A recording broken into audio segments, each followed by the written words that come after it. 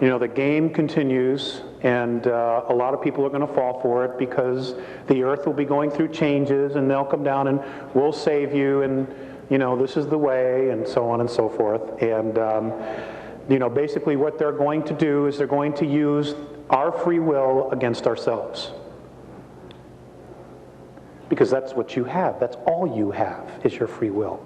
It's the only true sovereignty you have in this menagerie of a holograph which we call existence. Okay, you are because you want it to be. It's that simple. And if you don't want to be, then you can change that too. But it's your decision. Okay, it continues. I'm sorry. You fear a God whom a book says is a loving, forgiving God, who will eternally throw you into an abyss for making mistakes. It creates serious dysfunction, don't you think? Which way do I go? And you do nothing, you know? It is in our perspective where this fear of unworthiness and insecurity is created from. Many in your world, Alex, have come to understand that fear, the idea of fear, is their enemy. And all of you struggle between understanding and fear and reason and fear. Please, we ask you to share this with your race. This struggle is in no way predetermined. And our perception is that this struggle will lead your world to peace and self-responsibility, or your extinction as a race. This would grieve us. It's time to return you now. And I was given that on 2/9 of 91.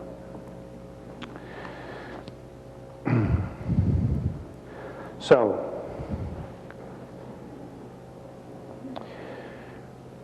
in dealing with the reflections that Morine and Phaseus have given me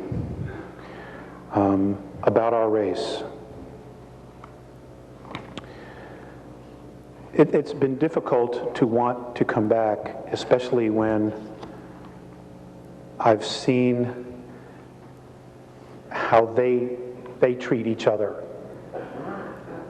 The very first time I was taken on board an Andromedan mothership, I have actually spent 3 months with them. I lived with them for 3 months in 1986. But but in our linear time, I was only gone 18 minutes. Time travel is a great thing. You know, I was home to make car payments and everything else.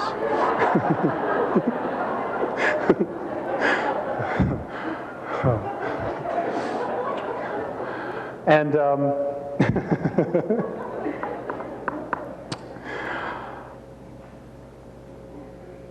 I forgot where I was going with that.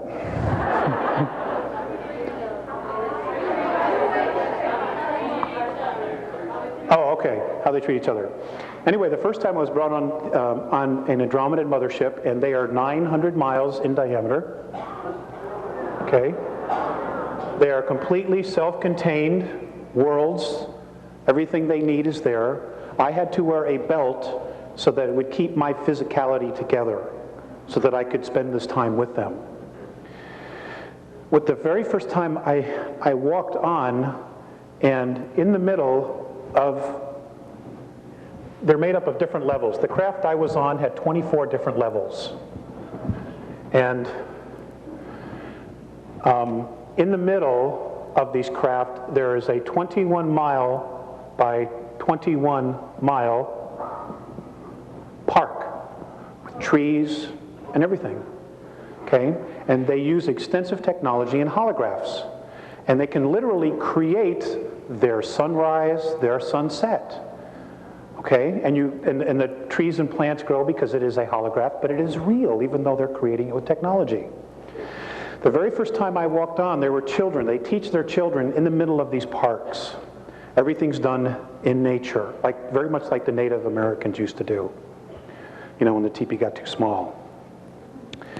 And I walked on, and there were a bunch of children there, and as we walked out of a corridor, down a corridor, and out into this huge space of what looked like, could be anywhere, like Agura Hills or someplace out here, a park, the children moved away from me.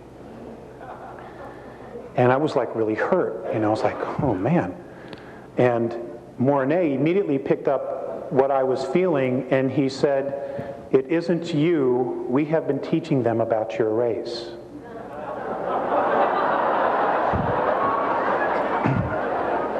It's really not all that funny. Okay, they were afraid of us. And these are children I have never seen before, but immediately felt our energy, my energy, because I represented all of us. And I do the best I can, sorry. I mean, but I got my own stuff to work out too. So, they're learning, and I'm amazed that they still want to come back and help. Another time I had been waiting for them. They finally showed up, and as I was walking into the control room, I was being led by another Andromedan. Mornay was looking at a bunch of meters on the wall and some monitors measuring our atmosphere, and he looked really sad. So I said to him, what's the matter? And he just pointed to the atmosphere and he goes, don't they understand that it's here because they needed it? They don't understand our suicidal tendencies. They don't. I guess they have the perspective that we should really know better. I don't know where they got that. So, that's just one of them, Another time, Visayas was watching television on the ship. They were picking up television. And I told them that's not a good idea. Even on Earth, that's not a good idea. And he had been watching a news broadcast about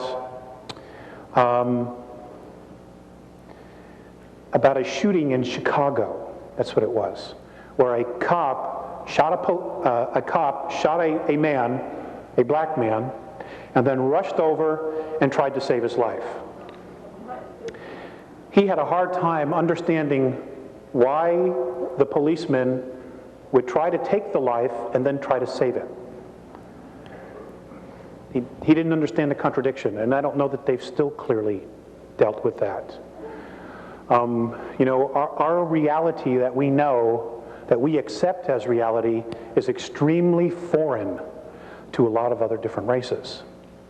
They simply don't understand it, and there's no way we could really truly rationalize it to them when they truly come from a space of unconditional love or mutual respect. And I have not done a good job in explaining it to them, because when I really stopped to think about it, it didn't make any sense to me at all, either. So, as Val would say, it's time for a new paradigm. And I guess that's what Ramtha is doing, teaching all of you and those before you and those to come after you. I've given a lot of thought to our race and the character issues, and I just want to share with you some of my thoughts on the human race and about people. A lot of this comes from my own experience dealing with us. A human being whose heart shows no passion is a person who doesn't have a life. A human being who doesn't give from his heart or her heart is a person who will lie to you. I've had to learn that the hard way. A human being whose heart is committed to nothing is a person who will not try, who will only take. A human being who is not willing to risk or take chances for love is a person who is absolutely empty inside. They're already dead. They're just sucking up air. I've come to this conclusion because of my relationship with Mornay and Visayas. I absolutely love these two beings. They're my fathers, my brothers, my friends. And, in some respect, even my sons, because I've had the opportunity to teach them. Even English, it was like, I felt like I was a really big deal,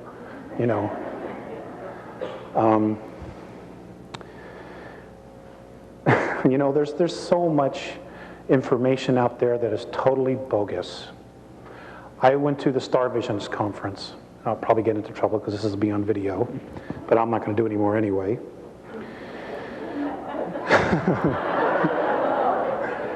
I don't pull any punches. I really don't. I mean, what the hell? Life's too short, right?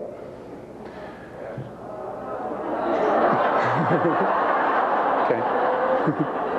This incarnation. Okay, we have a difference of opinion. Hey, I've been hanging out with those guys, and, they live thousands of years. I wouldn't mind that. Yeah. But I don't want to live 1,000 years here. Not the way it is.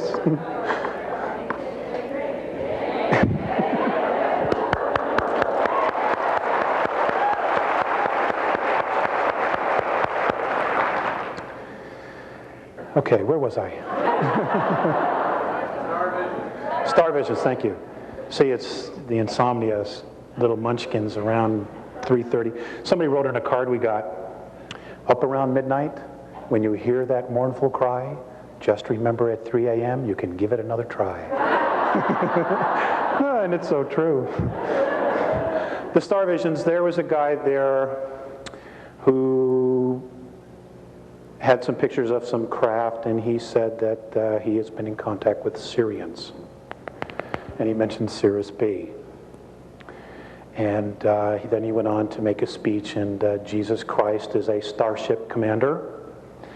He lives on Earth underground in a place called Valley of the Echoes, and that they're coming back and there will be a war, and those who are not in favor of Jesus will be destroyed. And they gave this guy a standing ovation. I'm not kidding. They gave this guy a standing ovation. And it was really sad because these people don't have a clue. They don't want to take responsibility. They can totally thwart this war. We don't have to do anything really about this as long as we started working and learning to live with each other, granting mutual respect, having natural tolerance for our race. And I know it's not easy because of all the conditioning. But folks, I need your help. I desperately need your help. We don't need to create the book of Revelations, and that's exactly what we're doing. And there are beings out there that have technology that are more than happy to help us play this thing out, because we are a threat to them. And the reason we're a threat is not only who you are spiritually, which I will get into, but it's also because of our genetics. Okay? Our physicality was the Terran physicality, which is what we're known as, was melded between human extraterrestrial and the primate race, as this is what I've been taught. And it is that melding of those two races which gave us our incredible extremes of emotion, which is why we can hold so much creative energy inside of us. This is why they're concerned, and this is why the Andromedans are in awe of our creative energy. Because here they have to use technology to create some of their physicality. We don't. They're amazed that when you leave your house, okay? When you leave your house, everything is still there when you come back. It doesn't disintegrate.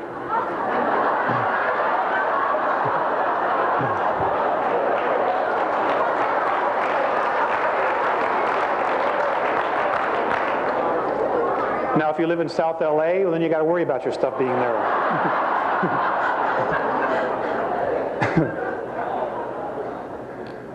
They're amazed at that, of the intent and the energy that it creates to create every one of those little tchotchkes that you have on your shelf. They're amazed. Because they're very simple. They're very, very simple. They don't have all the little stuff that we have.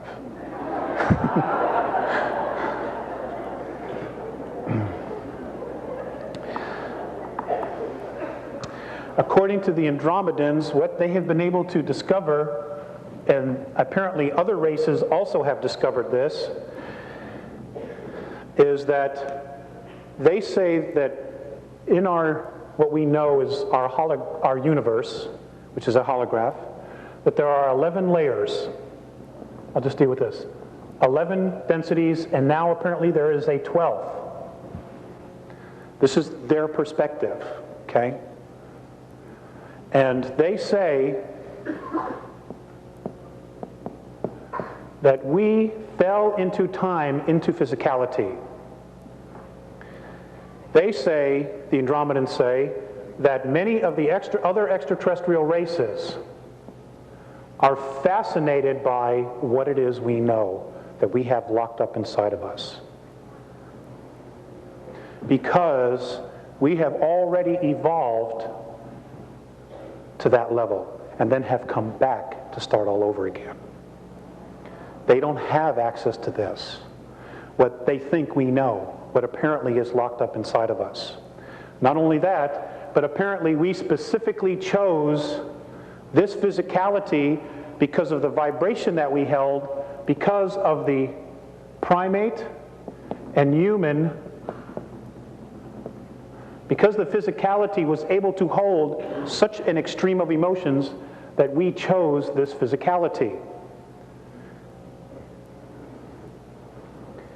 And when you couple that with the idea that this physicality is also made up of 22 races, one of which includes the Andromedan race, they say we're royalty. They say that every single one of you is royalty on this planet. That you are royalty. And that many of the other extraterrestrial races, particularly the benevolent ones, acknowledge this because of the fact that we are spirit and we have these genetics inside of us. The dark ones, which include the gray men and others, they see us as beasts because of the primate. How can we allow this to surpass us? And this is why the constant genetic and mental manipulation. And in talking with Jay-Z, you know, like she was saying earlier, we talk different ways, but we're really, in many respects, saying the same thing. They're concerned that once we move out of our prison of third density, that we will radically change everything.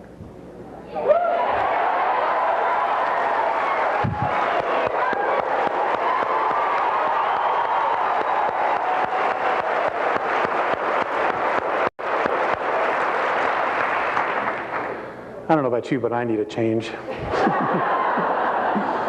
Oh, God, I'm so burned out. I want to go home.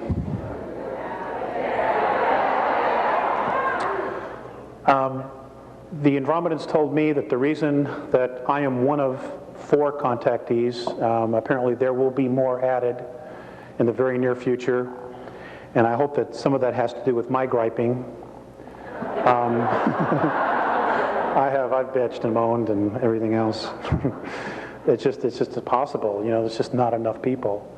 That there will be more, and those that will be contacted, the reason I and the other 3 were chosen, I guess, in the first round, is because that apparently when they were here, they had a colony 62,300 years ago.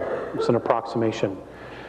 They were here for only 65 years, that I was one of them that was here. That's how I got here, okay? And there was a battle, and they were chased out of here. And I was killed in that. So, you know, when I write this number on the board, 62,000, that's a large number to me, you know. And I know it's linear time, and I know it feels like it was just yesterday, but I know that I'm from another place. And all of you are. You know, your souls were not born and hatched here. I can tell you that. We've all come from someplace else. They say that our universe, what we know is our universe, if we were to put it in our linear time, is a 21 trillion year old holograph. They also say that there are 100 trillion galaxies total in this, which we call our universe. That's including the other dimensions. 100 trillion. And some people still don't think there's life out there. I don't know what to do with folks like that, you know? I have some really good friends that I work with that are, you know, very, very good people. They're very awesome people, have full of integrity, but they are convinced that there's going to be a rapture and they don't have to do anything but just wait. And God, that pisses me off. I mean, there's so much work to do and you're just going to sit on your butt and wait? Suppose he changes his mind, I said to one guy. He goes, oh, he couldn't do that. I said, is he God? Well, yeah, well, then he could, you know?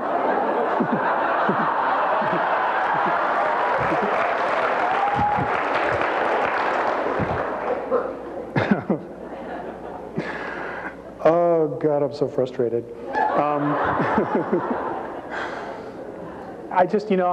I feel the pressure of things starting to get tighter and smaller. And it's really great to see this. I was very disillusioned last weekend, and I had basically told my wife Carla, I said, that's it. I'm fed up. I've had it. You know, I even thought about not coming because I was just so burned out. Well, you know, folks, it isn't easy walking these two worlds. You know, right?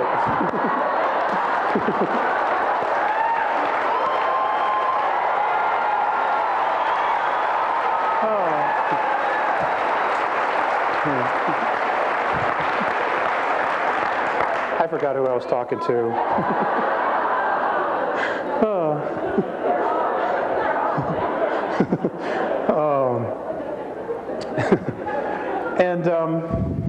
You know, there are times that when I go out for walks at night and I try to call them down and they don't always come. Okay, I want to read you something else that was from Phaseus. This was given on 6/5 of 96. The most necessary action now for all of you who are aware is to do what you are capable of to illuminate your degenerated societies. Consciousness is your scale. It always provides balance, which does not fail. It speaks to those and tells them what to do and what not to do, to one or all beings who choose to be evolved. The administrators of your governments are responsible for professional order, not your moral codes of order. The key to your happiness, Terrans, is in the hands of your own consciousness. We have perceived that you Terrans have arranged your lives not according to yourselves, but according to others. Your disappointments are due to this fact. This kind of conduct of yours is what is limiting your races. Each one of you is a free soul, a free consciousness. No one is the servant or slave of anyone else, though the hidden ones would trick you to believe otherwise. Mutual respect is imperative for a healed planetary race.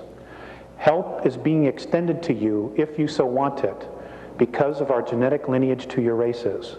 We would like to be with you during your difficult times, and we are right on the edge of that. Today, you are a planet and a race that destroys itself in ignorance. Your goal is to uncover the genuine human beings lost deep within yourselves. Always be at one with yourself. And then he went on at another point and said, we have been in communication with many races in discussions regarding militant decision-making. We all agree that conflict in the end serves one purpose, to create fear.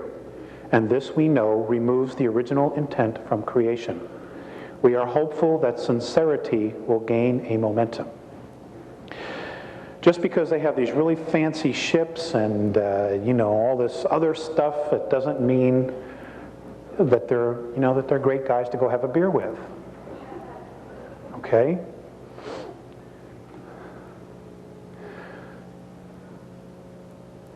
I want to share some things with you that I've not talked about publicly, And there are things that are going on, there are abuses of the past that I want to share with you what Morine and Phaseus have told me. For example, some of the missing children have not only been taken by the Greys, by Orion, but also the Pleiadians. Now, apparently in the star, in the systems near Aldebaran, there are human Terran colonies that the Pleiadians have taken children from here. When I asked Morine if they had permission to do this, he said no, there were many broken hearts left behind. Okay, again, whatever the justification is, it's still a violation of free will. And that's how you have to measure somebody else's actions. Okay?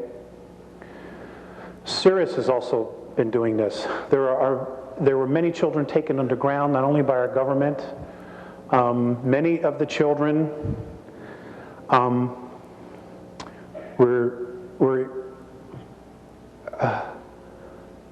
were eaten. Okay? And I see a lot of heads shaking up and down. I just want you to know that the Andromedans confirm this as well. And ladies and gentlemen, they are our future. Whatever it's going to be, you know, they are our future. And you've got to protect your families. Okay, the family is the target. Because that will pull the rug right out from underneath our society in a heartbeat. Because a lot of people find their strength, even if they're cowards, they find their strength in their families. When that doesn't exist, then we got big time problems. Children are leaving this planet at least 100,000 a year. And you're not hearing about it. It's from all over the world. They're just being taken out of here. And the ETs some of the ETs feel like they have a right to do it. And basically, it's a deal that was cut with our world governments. Okay? I wanted to share that with you because it might help you when things totally start to unravel. And for those of you who are Americans, you know, you're about to witness the great implosion of the United States government starting this year, starting after April. It's just going to start to unravel next year. Okay? The lies are going to start to come out. The truths are going to start to come out. And you're going to be blown away at how corrupt your government is. Okay, again, I forgot who I was talking to. You got to understand, I don't talk to an educated crowd like this, you know? This is really a treat for me.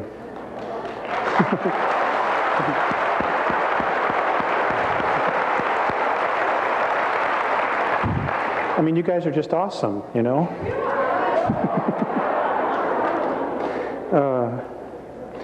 Let's see. I'm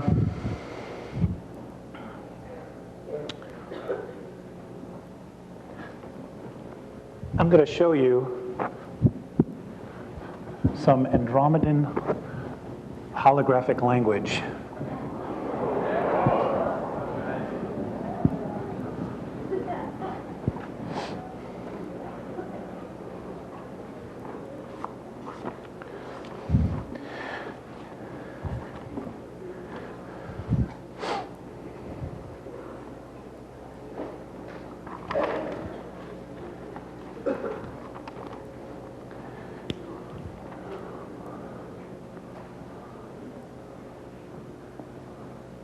Now, remember, this is only 3D.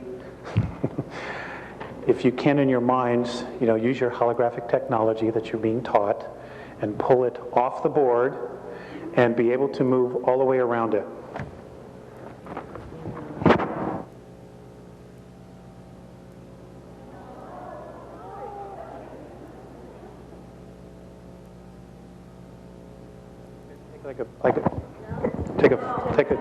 Take a 5-minute break in 10 minutes. Well, do you want to at least stand up and stretch? Well, you're gonna.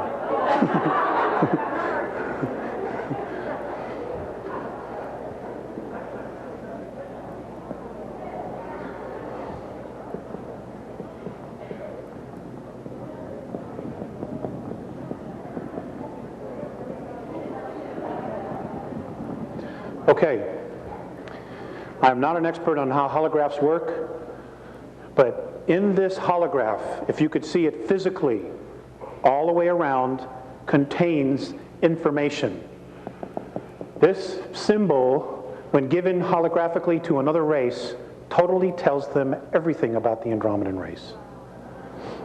And apparently we are supposed to do that, be able to do that, and apparently we already do, but we don't really understand how it works. Okay.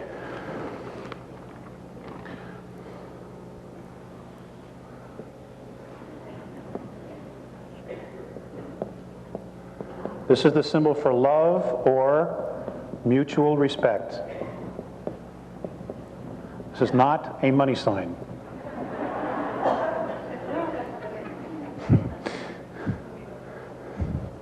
Again, it's holographic. When they say this, if they were to project it inside of you, and our consciousness and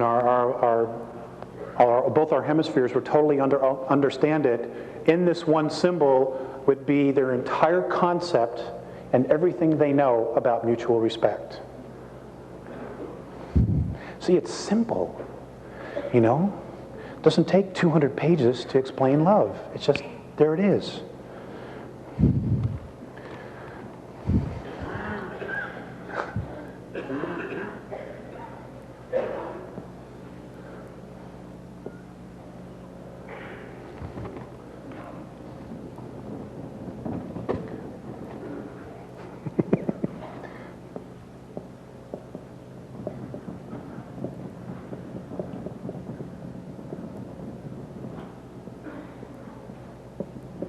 This is Earth physicality. When they give this symbol contains our entire Earth history. Again, you lift it off, okay, you're looking at it fourth dimensionally, fifth dimensionally, you're underneath it, above it, and inside is just contained information. Okay, can I erase this? This one? All right. Oh.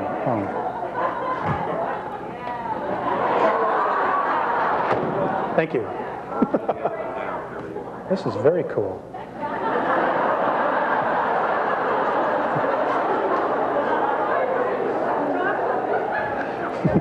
You understand? I mean, it's great to be able to do the job with all the tools, let me tell you.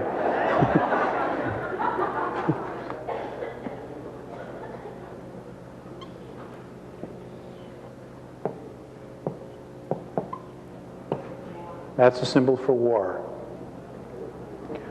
or confrontation. Oh, God, the water's really good here.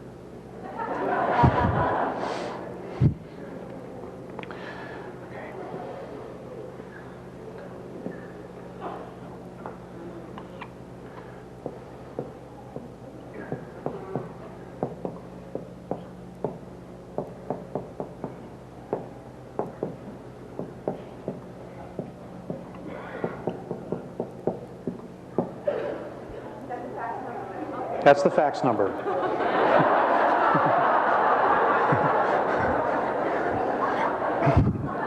Or the email.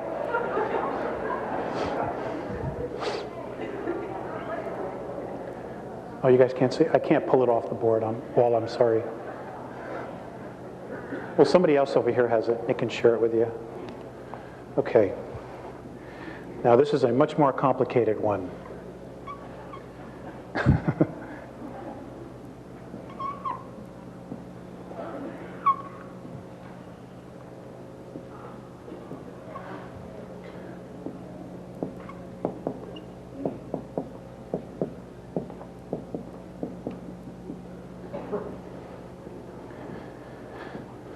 That's the symbol for the Earth races.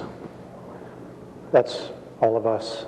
White, black, red, yellow, and green.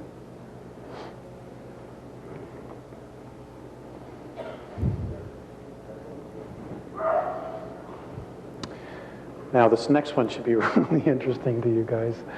I'll just put it right here.